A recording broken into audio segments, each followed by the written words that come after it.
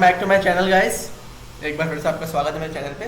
तो आज लव बब्बर की डीएससी शीट में हम सर्चिंग एंड सॉर्टिंग का ये क्वेश्चन लेके आया हूँ, search in rotated sorted array. तो काफ़ी क्वेश्चंस आते हैं ऐसे इंटरव्यूज़ में, काफ़ी पूछे जाते हैं सॉर्टेड एरे के क्वेश्चंस। तो यहाँ पे रोटेटेड सॉर्टेड एरे का क्वेश्चन है ये। अब रोटेटेड सॉर्टेड एरे होता क्या है?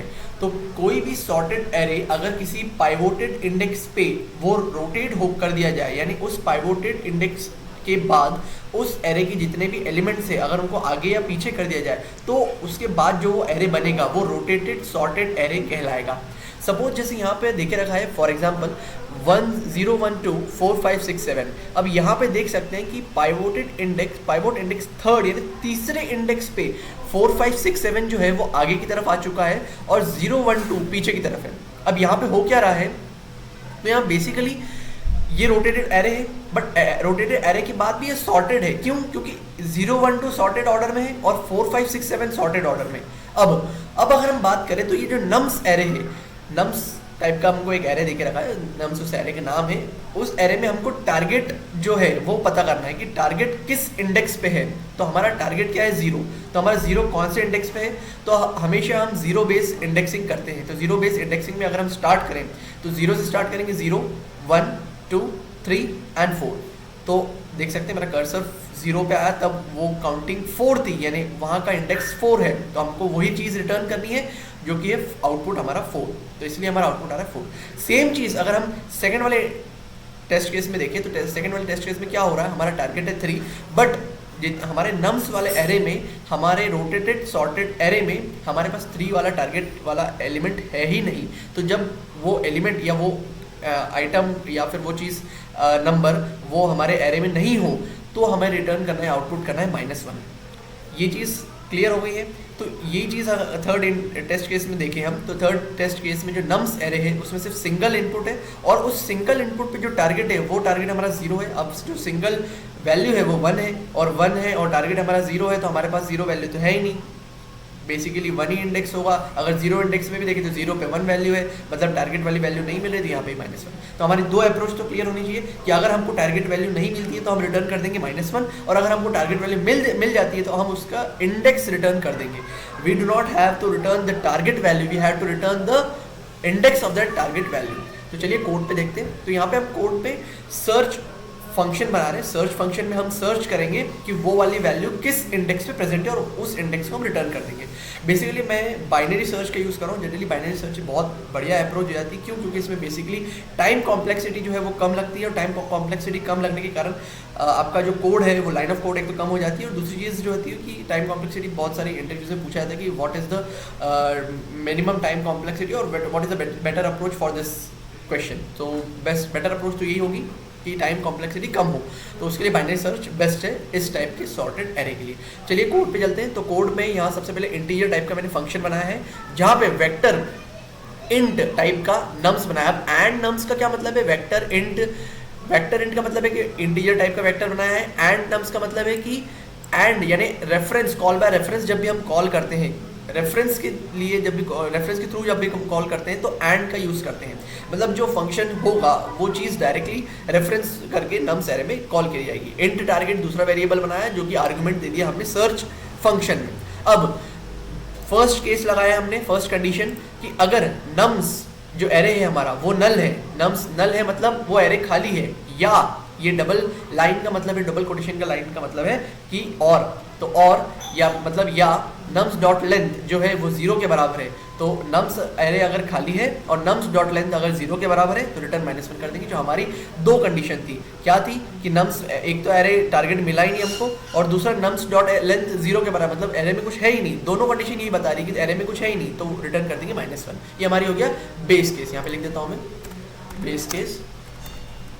ये हो गया base case. Generally base case लिखना बहुत ज़रूरी हो जाता है क्योंकि कई टेस्ट केस ऐसे आ जाते हैं जहाँ यहाँ पे आपको बेस केस रन करके दिखाना पड़ता है। जनरली ऑनलाइन जो कोडिंग राउंड होते हैं इंटरव्यू के, वहाँ पे आपको ऐसे क्वेश्चंस मिल जाते हैं। उसके बाद int left is equal to 0। अब हम क्या कर रहे हैं? हाई और लो।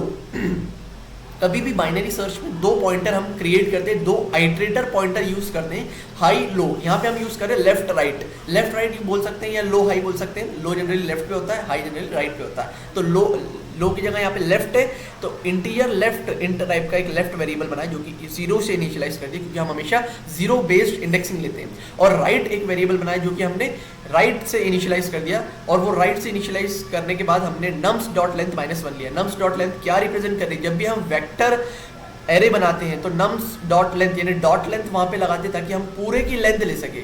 चाहे तो हम उसको किसी वेरिएबल में स्टोर करा के फिर उसको राइट के बराबर लिख सकते हैं, बट हम डायरेक्टली nums डॉट लेंथ -1 लिख दिया, क्योंकि हम 0 बेस इंडेक्सिंग कर रहे हैं। तो अगर हम 0 से स्टार्ट करें तो ऑब्वियसली एक इंडेक्स कम हो जाएगा, इसीलिए हमने -1 लिख दिया। अब सबसे इंपॉर्टेंट केस वाइल लूप। इस वाइल लूप के अंदर 2 इफ एल्स कंडीशन है, ध्यान से देखिएगा।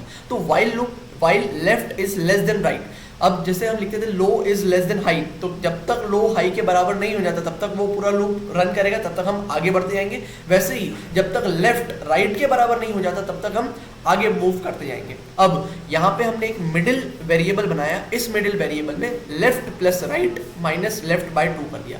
अब left plus right minus left by 2 ये बहुत ही इंपॉर्टेंट है। कई वीडियोस में आपको देखेंगे ये चीज बाइनरी सर्च में बताएंगे, बट वो इस चीज का करेक्ट मीनिंग नहीं बता पाते। तो इस चीज का करेक्ट मीनिंग है कि वो इंडेक्सिंग का है। इंडेक्सिंग का चीज क्या है कि मिडिल जो हम वेरिएबल ले रहे हैं, हम यहाँ पे इंडेक्सिंग के अकॉर्डिंग उसको लिख रहे हैं, इसलिए लेफ्ट प्लस लिख रहे हैं। डायरेक्टली अगर किसी भी एरे में हमको मिडिल फाइंड करना तो हम डायरेक्ट लिख सकते हैं कि राइट माइनस लेफ्ट। राइट हमको लास्ट वाला इंडेक्स बता देगा, लेफ्ट स्टार्टिंग वाला इंडेक्स बता देगा, बाइट उसको माइनस कर देंगे तो पूरे राइट माइनस लेफ्ट हमको पूरे एरे का साइज बता देगा, अपॉन 2 कर देंगे तो वो उसका मिडिल एलिमेंट बता देगा। बट यहाँ पे हम इंडेक्सिंग बेस स्टार्ट कर रहे हैं, 0 बेस इंडेक्सिंग कर रहे हैं, इसलिए लेफ्ट प्लस करेंगे उसमें। मैंने यहाँ पे कमेंट आउट करके यहाँ पे एक एग्जांपल भी देके रखा है कि अगर लेफ्ट इनिशियलाइज है 0 से, राइट 6, क्योंकि हमारा 7 साइज का है तो राइट हमारा इंडेक्स हो जाएगा 6, फिर 6 - 0 इज 6 बाय 2, तो 6 बाय 2 इज 3, 3 + 0 इज 3। तो हमारा जो मिडिल एलिमेंट है वो थर्ड इंडेक्स पे होगा, तो यहाँ पे थर्ड इंडेक्स पे हमारा 7 है। अगर हम 0 से स्टार्ट करें तो 0, 1, 2 एंड 3। तो ये कर्सर देख सकते हैं, कर्सर मेरा 7 पे जो कि थर्ड इंडेक्स है। तो थर्ड इंडेक्स पे हमारा मिडिल एलिमेंट है। अब इस इंडेक्स का जो एलिमेंट है तो यहाँ पे लिखेंगे हम 2 कंडीशन लगा रहे हैं। इफ नम्स मिडिल यानी नम्स वाले एरे में जो थर्ड इंडेक्स का एलिमेंट है, अगर वो नम्स वाले ये एरे के राइट वाले इंडेक्स से ज्यादा है, यानी मिडिल वाला एलिमेंट बड़ा है राइट वाले एलिमेंट से, तो क्या करेंगे, तो हम left is equal to middle plus 1 कर देंगे। Left is equal to middle plus 1 यानी लेफ्ट वाला जो आइटरेटर पॉइंटर है, जो पॉइंटर आइटरेटर है उसको मिडिल प्लस 1 कर देंगे। यानी पहले वो 4 पे था, 0 बेस इंडेक्सिंग है तो पहले 0 से स्टार्ट करा तो 4 पे था, 5 पे था, बट अगर 7 0 1 2 से बड़ा है तो वो जो लेफ्ट है वो उठ के आ जाएगा मिडिल प्लस 1, यानी लेफ्ट अब हो गया 0 पे आ गया। देख सकते हैं पहले लेफ्ट था 4 पे, अब लेफ्ट, अब अगर मिडिल वाला एलिमेंट राइट वाले जितने भी एलिमेंट है एरे के उनसे बड़ा है तो वो जो लेफ्ट वाला आइटरेटर पॉइंटर है वो उठ के 0 पे आ गया। Left is equal to middle plus 1। अब ये चीज़ क्यों करी हमने, ये चीज़ इसलिए करी ताकि वो एलिमेंट फाइंड कर सके हम। तो इसीलिए मिडिल वाला जो एलिमेंट है एरे में, अगर वो राइट वाले एलिमेंट से बड़ा है तो लेफ्ट वाले पॉइंटर को मिडिल प्लस 1 कर देंगे, यानी मिडिल से एक कदम आगे बढ़ा देंगे। अगर ऐसा नहीं है, मिडिल वाला एल्स मतलब मिडिल वाला जो एलिमेंट है वो राइट वाले एलिमेंट से छोटा है, तो क्या करेंगे हम, तो राइट वाला जो आइटरेटर पॉइंटर है जो कि हमने nums डॉट लेंथ -1 यानी आखिरी एलिमेंट से, आखिरी इंडेक्स से शुरू करा था, उसको उठा के हम ले आएंगे मिडिल पे। यानी अगर आइटरेटर हमारा 2 पे था राइट वाला तो उसको उठा दे। अगर मान लीजिए 7 की जगह यहाँ पे कुछ -1 होता तो हम आइटरेटर को उठाते और -1 पे ले आते। क्यों, क्योंकि ऑब्वियसली अगर 0 होगा और सॉर्टेड एरे है तो वो उससे पहले आएगा। हाँ, तो लेकिन यहाँ पे अगर टारगेट 0 नहीं बोला है तो यहाँ पे अगर राइट वाले एरे 2 पे है और यहाँ पे 7 की जगह कोई और नंबर है, मतलब मान लीजिए 2 की जगह 3 है और 7 की जगह 2 है, तो हमें ऑब्वियसली अगर जो राइट वाला आइटरेटर पॉइंटर उठ के 2 पे आ जाएगा तो 2 पे आ जाएगा राइट वाला, और लेफ्ट तो अभी भी 4 पे ही है, तो जो 0 होगा वो 2 के पहले ही आएगा, तो राइट वाला और लेफ्ट वाले के बीच में ही 0 होगा।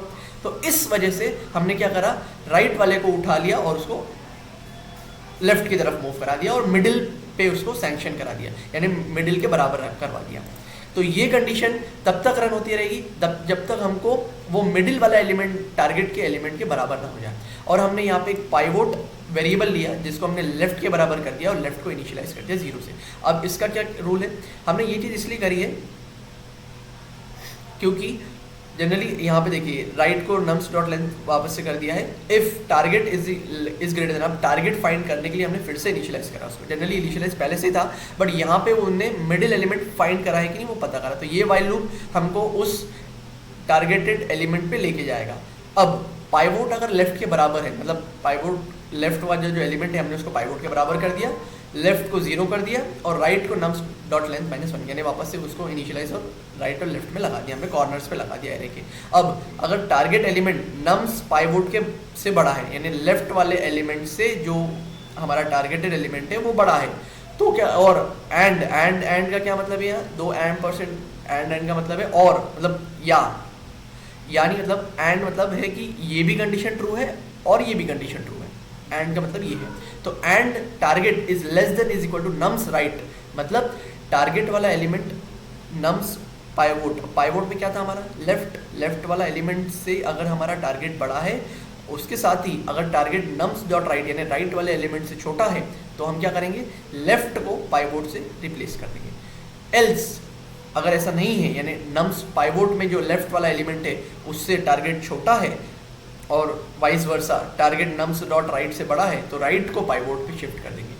ये चीज़ भी बाइनरी सर्च के अप्रोच से आई है। अब फिर से बाइनरी सर्च अप्रोच में हम लेफ्ट और राइट वाली कंडीशन लगा देंगे। अब ये ध्यान से देखिएगा, अब टारगेट फाइंड करने के लिए ये लेफ्ट राइट लग रहे हैं, तो जो लेफ्ट वाला है अगर वो राइट से छोटा है, लेफ्ट वाला जो मैंने स्टार्टिंग बताया था कि लेफ्ट वाला अगर राइट से छोटा है, तो मिडिल वाले एलिमेंट को सबसे पहले हम डिक्लेयर करते हैं। मिडिल क्या है, तो मिडिल मैंने पहले बता चुका हूँ कि मिडिल हम इंडेक्सिंग बेसिस पे कर रहे हैं, तो इंडेक्सिंग बेसिस की वजह से मिडिल वेरिएबल बनाया, जिसको हमने इनिशियलाइज कर दिया left plus right minus left by 2, क्योंकि हम इंडेक्स की पर्पज से कर रहे हैं। आप इसको इंडेक्स इस पर रख के एक रफ पेपर पे कैलकुलेट करके देख सकते हैं कि मिडिल हमने left plus right minus left by 2 क्यों लिया है, आप इसको इंडेक्स रख के देख सकते हैं। If nums middle is equal to target, यानी जो मिडिल एलिमेंट है नम्स का वो टारगेट के बराबर है, यानी हो जाता है, हमने जो ऊपर वाला वाइल लूप लगाया था उससे हमारा मिडिल सर्च करेगा वो एलिमेंट, मतलब उससे वो एलिमेंट सर्च करेगा, वो मिडिल पे जाएगा। तो ये बाइनरी सर्च और ये बाइनरी सर्च अब टारगेट के बराबर है, मतलब वो जो मिडिल एलिमेंट है वो टारगेट के बराबर है नम्स एरे का, तो हमको मिडिल एलिमेंट रिटर्न करना है, यानी डायरेक्टली वो टारगेट का इंडेक्स रिटर्न करना है। मिडिल वो इंडेक्स दर्शा रहा है। एल्स इफ अगर वो टारगेट से छोटा है, नम्स मिडिल, नम्स का वो जो मिडिल वाला इंडेक्स है अगर वो टारगेट से बड़ा है, मतलब टारगेट जो है उससे छोटा है, तो हम राइट वाले को मिडिल -1 कर देंगे। जैसे हमने बताया था कि राइट पॉइंटर आइटरेटर पॉइंटर अगर 2 पे है और वो टारगेट अगर उससे छोटा है, तो ऑब्वियसली वो पॉइंटर उठा के हम मिडिल -1 पे ले आएंगे। एल्स अगर ऐसा नहीं है, वो टारगेट मिडिल से बड़ा है, तो लेफ्ट वाले पॉइंटर को मिडिल +1 पे लाएंगे। जैसे मैं स्टार्टिंग बताया था कि अगर लेफ्ट जो टारगेट है वो लेफ्ट से बड़ा है, मतलब नम्स डॉट मिडिल से बड़ा है, तो लेफ्ट वाले को उठा के इधर मिडिल +1 पे लेंगे। जैसे कि मैंने बताया था कि 7 पे अगर 4 पे आइटरेटर था तो वो आइटरेटर 0 पे आउट किया जाएगा, यानी क्योंकि मिडिल हमारा 7 है। तो ये 3 बाइनरी सर्च की कंडीशंस मेन है। फर्स्ट बाइनरी कंडीशंस है मिडिल चेक करने के लिए, फिर हमने पाइवोट डिक्लेयर किया। पाइवोट डिक्लेयर करने के बाद हमने टारगेट किए बेस केस है, कि बेस केस इसलिए ज़रूरी है ताकि टारगेट हमारा स्पेसिफाई हो जाए कि वो कहाँ पे है, लेफ्ट पे आ रहा है, लेफ्ट के आगे आ रहा है या राइट के पीछे आ रहा है, वो चीज़ बताने की। उसके बाद फिर से हमने बाइनरी सर्च लगाया। ये बाइनरी सर्च हमारा मिडिल के से कंपेयर करेगा कि भैया हमारा टारगेट मिडिल से कहाँ पे, मिडिल के लेफ्ट में है, मिडिल के राइट में है, या फिर मिडिल पे ही एग्जैक्टली आ रहा है। अगर मिडिल पे एग्जैक्टली आ रहा है तो वो मिडिल रिटर्न कर देगा। मिडिल है हमारा इंडेक्स, यानी उस मिडिल वाले एलिमेंट का इंडेक्स रिटर्न कर देगा, और हमें इंडेक्स ही चाहिए, अदरवाइज रिटर्न -1 करा देंगे। ये बेसिकली टेस्ट केस है हमारा, मतलब बेस केस है, जो कि -1 इसीलिए है क्योंकि अगर हमको एलिमेंट नहीं मिलता है तो हम -1 रिटर्न कराएं, जो कि हमारे एग्जाम्पल 2 और एग्जाम्पल 3 में है। So that's it guide, that's a code of this rotated search array, that means search in rotated sorted array. तो अगर आपको कहीं पे भी अगर कोई सॉल्यूशन में दिक्कत है आप रिवाइंड करके देख सकते हैं, and this is the best solution in Hindi I think. So लगे रहिए, बने रहिए मेरे साथ, इसी तरह के मैं सॉल्यूशन दिए से शीट के लाते रहूँगा। Thank you once again and please subscribe my channel Ashish director. Thank you.